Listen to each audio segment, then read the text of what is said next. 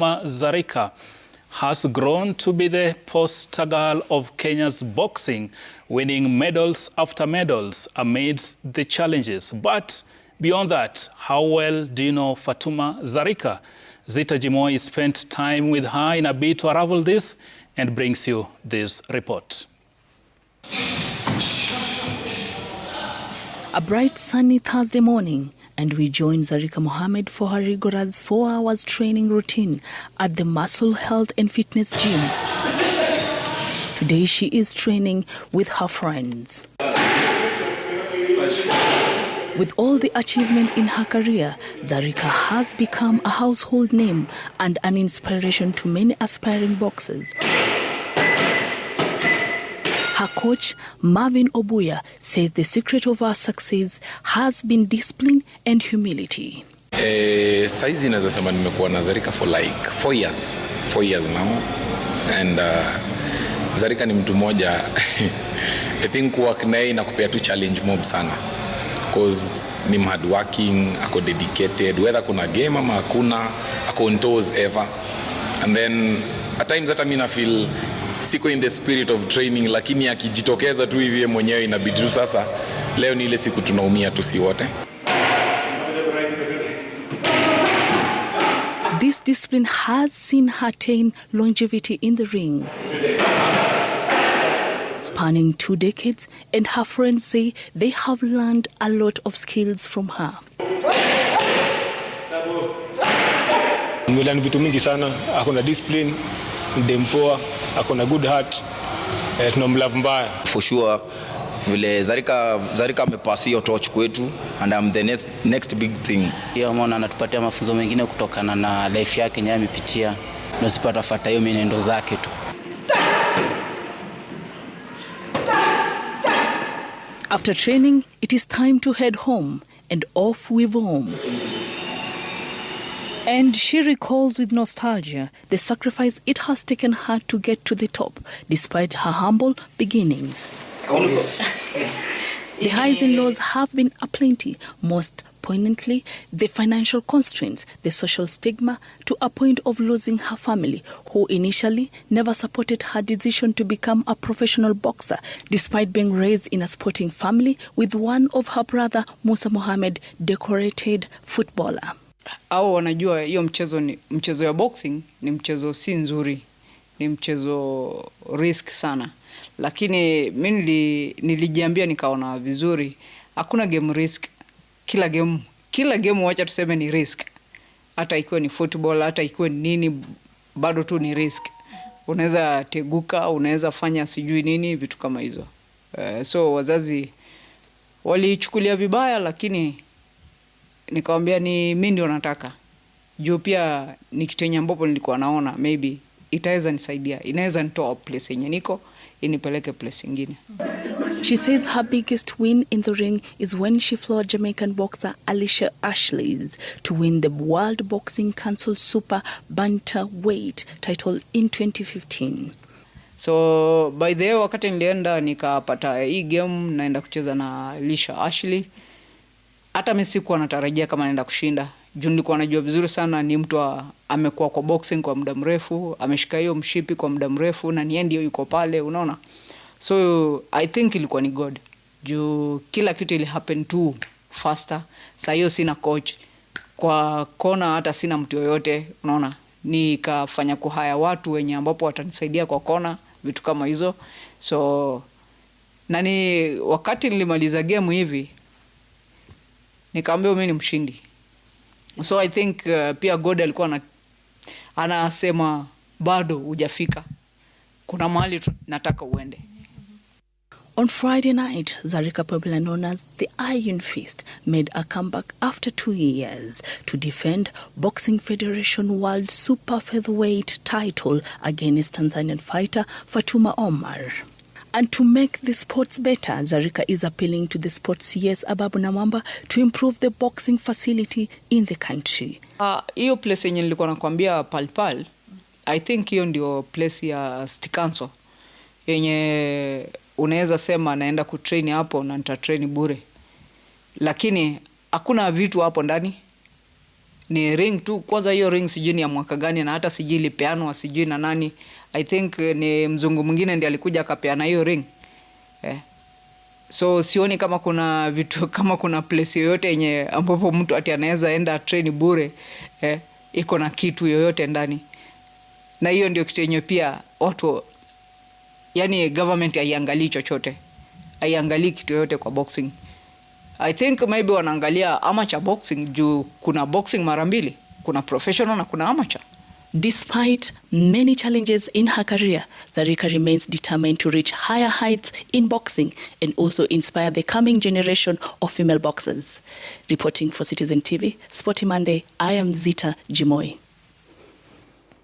Thank you, Zita Jimoy there, reporting from the residence of Fatuma Zarika. And at this point in time, we'd like to mention that Fatuma Zarika was meant to be here for this program, but for one reason or the other, unfortunately, she could not make it. So our apologies for that, but we'll make time and have Zarika here. But none other, we have Ruben Ndolo. He is a former boxer and also the chair or the president of the Kenya Professional Boxing Commission. Bwana Ndolo, karibu sana. Thank you very much. Welcome to Sporty Monday. Hali gani? It's been a while. Yes. Yeah, I'm okay. You're okay? Still going back to where we started. And gives me a lot of courage to make sure that I give it back to the community. Give back to the community? Every day we are at the ring. Today we woke up early in the morning, 4:30. Went for my road work. So you still do the road work? Of course. We have and also to do that. able to throw the punches? Definitely. Okay. Yeah. Let's get right into it. You've heard what the panelists there said, Steve Shitera particularly. I don't know if you still wear the cap of being a politician, but he said, nyinyi wanasiasa mkiingia afisini, the first thing mnafikiria ni kwamba how will I grab that social hall? You were once an MP for Makadara. We have Kaloleni social hall there. I'm not sure if Mudhurwa is under Makadara, but at one point we had the Mudhurwa Boxing Club, which produced lots of boxers. What do you say about this? Well, I think he has a point. I've been talking about it for so many times, since when I was in Parliament. And now you can see he grew up in Sli, that hall in Sli. Used to be there. I know we used to go and train there. I used to have my cousins who are there. And you used to train there yourself? Yeah, of course. Then during our time, I'm talking about during our days. And that hall now is just, I think it's a shopping mall. It's gone. It's gone. When you talk about Kaloleni, of course, that's, I know, Swila, you are brought up, born in Makongeni, if I'm not wrong. I know you are family.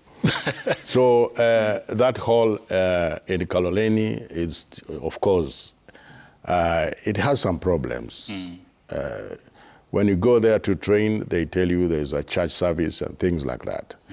So all these halls, even in Madare, if you go to Madare, they used to have, in Kariobangi, they used to have a very good hall.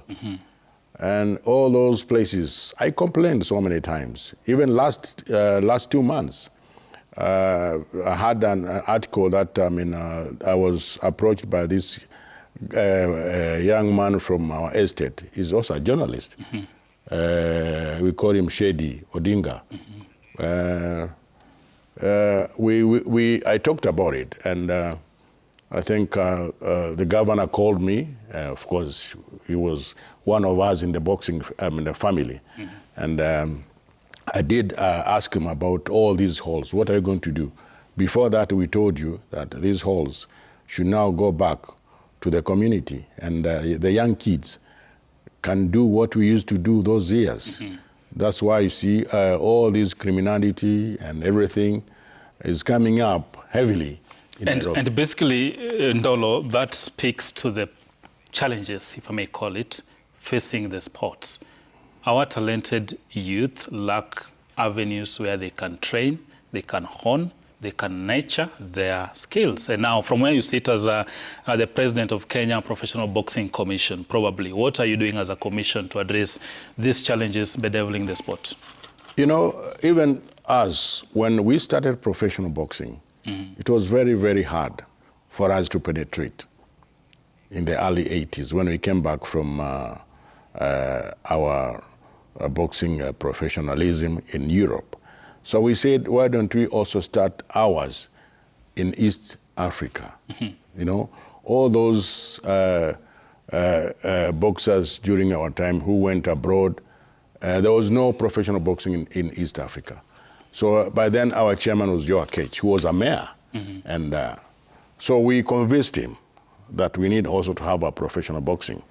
So the problem here, what we are facing is the leadership, which is still there, has that old mentality that they want to use the young generation to stay there forever, so they can make use of these young kids, for them to be known as they are doing a good job in the amateur side, which is not right.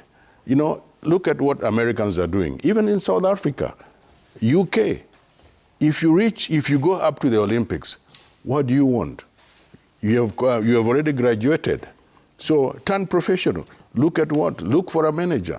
Be somebody else. This is what we are facing. So for us in professional boxing, we said we are going to change this. We look for sponsors, and that's what we have been doing. You can see we have like Batika, they've done a very good job. SportPesa did a very good job for Zarika.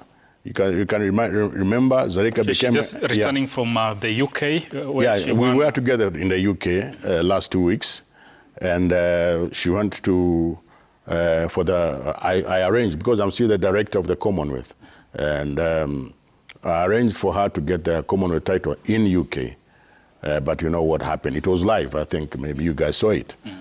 We're having another one next month in August. Sarah Chieng is defending her Commonwealth title fight. So we are trying to see how we can make sure the TV rights and the sponsorship.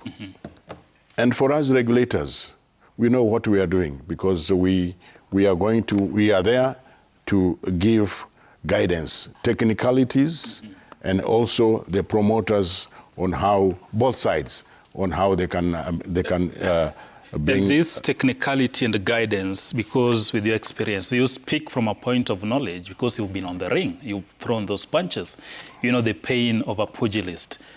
Do you work closely with BFK probably now? You are talking of bringing sponsorship with your network. You hold an international position, because the situation is dire. Yeah, BFK, you know, those BFK leadership, if you look at all those ones, they're the people that some of them, we groomed them.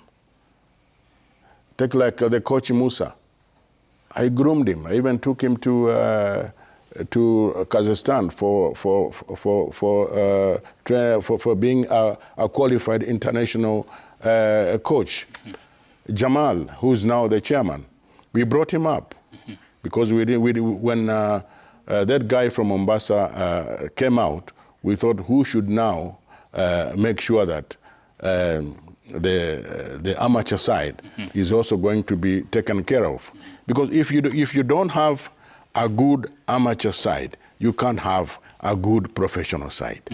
You need to work close and make sure that our guys in amateur do a proper work and make sure that they do a good work for the boxers to qualify, like what they have gone to Thailand now. If they qualify, they go to the Olympics, which of course they are going to work good for the country. Because amateurs go for their country. We go for the, professionalism. Yeah. Talking of making that growth, let's talk a little bit about Robert, the legendary pugilist who won us gold in Seoul, 1988. I was a toddler back then. But many, many years down the line, we are yet to attain that feat. What do you make of that? We've had other boxers come, try to make a name, people like Rayton Okwiri, Gisharu, Abaka, name them, but none has attained that feat more than 35 years down the line. Ndolo. Yeah, it's a good question, Swila.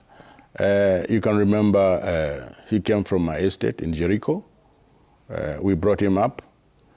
He used to train. After that, he left. He went to Mudurwa Dallas, what we are talking about. After he did quite well, and then when he came back from the '88, by then I was in UK. So I arranged for another guy who is now a lawyer, and he became a chairman of the professional box, Member Muriuki. So I convinced Member, by then, who was the former CJ. Who's that? That guy who came out was also one of our guys who we approached. So that's when we took him to America. And after that, we took him and Sunday. Sunday, we used to train at the guy who was talking about Isli. Sunday came from Isli. So after that, what you are saying is, it's about things changed in not only in boxing, but in all sports. Because you can remember, we used to have many parastate organizations which used to employ these boxers. Yes. After completing even your secondary school, you go to Burkina breweries, you go to Posta. They used to have, all these, parastate organizations, they used to have clubs. But after that, you remember the regime at that time abolished that. So things went down. They started concentrating only in athletics and football.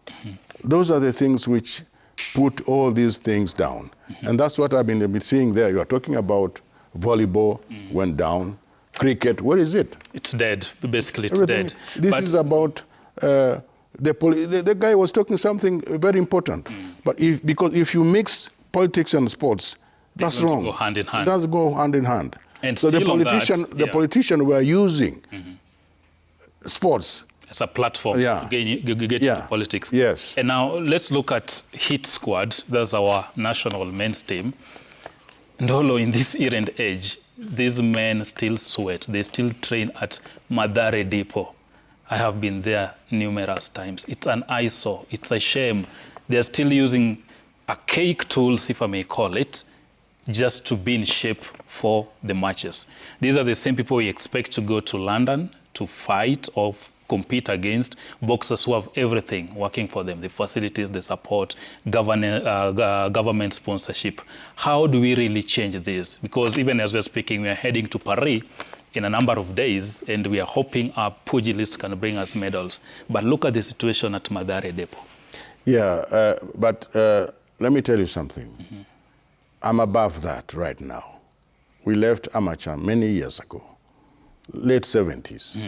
And the person who can answer you that is the big BFK chairman. However, I'll sympathize with them because it's sad. They are not getting anything. They are not being sponsored. They are not getting money. What are they going to do? I mean, they are not even being.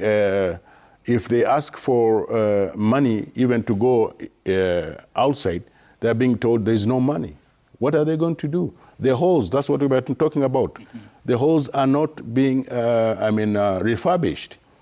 So what are they going to do? The only teams which now are doing better is in the armed forces, the police, KDF, and the prisons. The rest of the places is gone. They used to have like a city council. They used to have a boxing team. It's dead. That's why all these halls, they don't have. City council used to have a very good team. In fact, I remember in the Commonwealth Games in 1994, most of the boxers who went to Kuala Lumpur came from the city council. But now they don't have even a club. You can imagine yourself. So the BFK, they have a lot of, problems concerning being financed by the government. And because the budget which is being given to other sports facilities, they don't get it. So I sympathize with them. So it's an issue of funding, and Yes. from where you sit as a professional, leading the professional unit, what must we do, or what vision do you have to see more of our boxers become professional and I'm talking about the next 10 years, probably won't be sitting in that seat, I won't be here. But what do you expect to see in the next 10 years in as far as professionalizing the sport is concerned? Well, I think, I would like to give you something which is very important, not only because of politics. The system in most of the governments in Africa, they look down upon sports. You see? So I think the problem is our governance. Yeah, at the top our level. governance, because if they cannot put a good budget in sports, we'll be going back to the same thing. So they are looking on how they can just bring somebody there into sports like anybody, who even the way you said, you didn't even test a pinch of the gloves. Just put him there.